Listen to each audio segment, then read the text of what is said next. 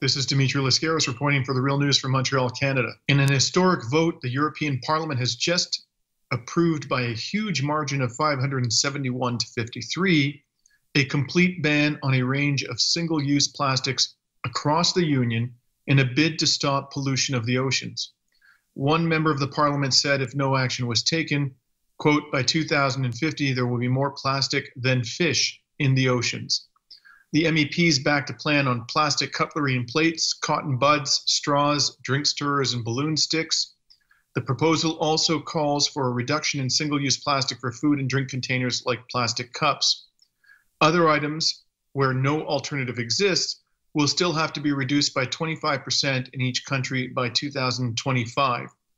MEPs also tacked on amendments to the plans for cigarette filters, a plastic pollutant that is common litter on beaches in the European Union.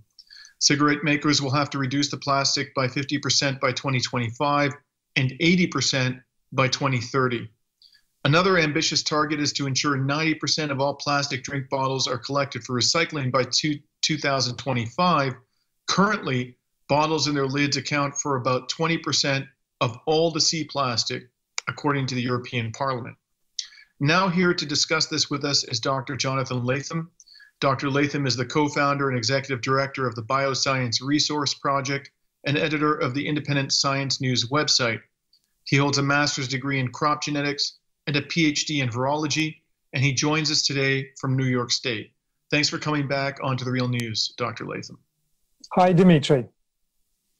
So, Dr. Latham, before we get to the EU plastics ban, let's take stock of the problem from a global perspective. Not too long ago, there were news reports about a sea of plastic trash floating in the Pacific Ocean that was twice the size of the state of Texas.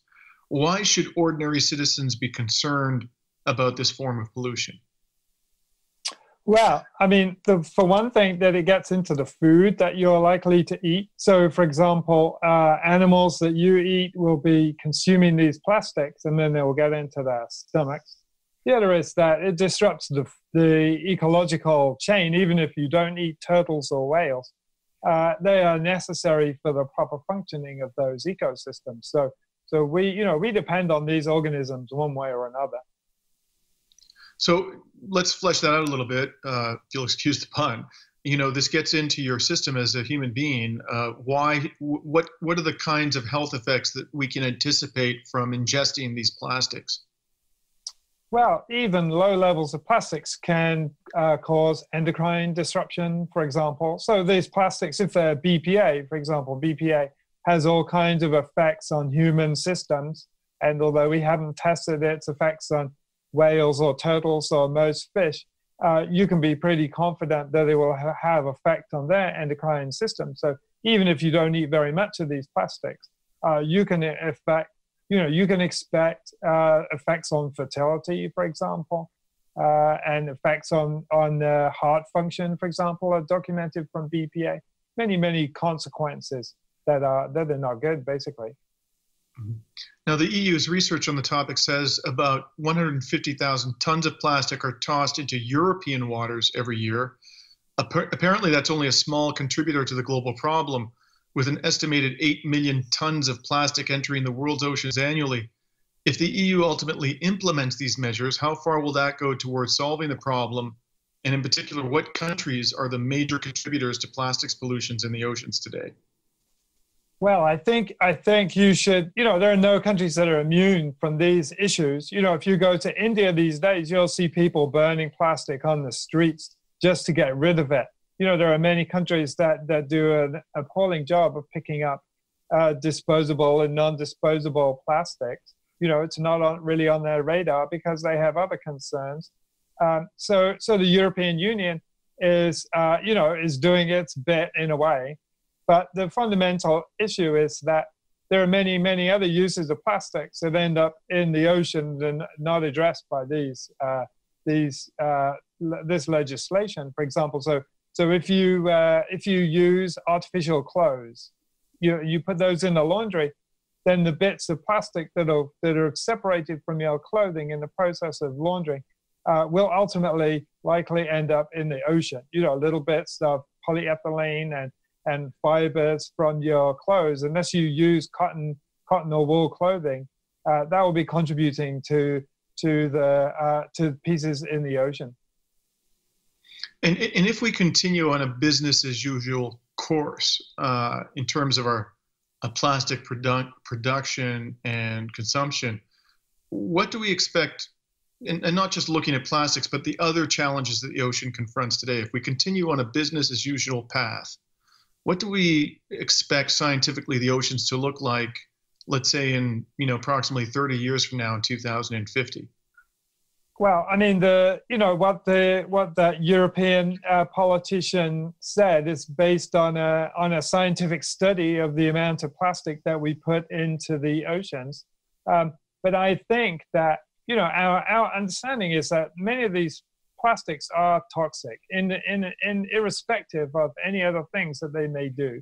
So there's steady accumulation of this stuff on the seafloor, in the ice, as in table salt, for example. There's a study the other day showing that 95% of all table salt has plastic in it, because you're basically evaporating seawater, and what's left is salt, metals, and plastic.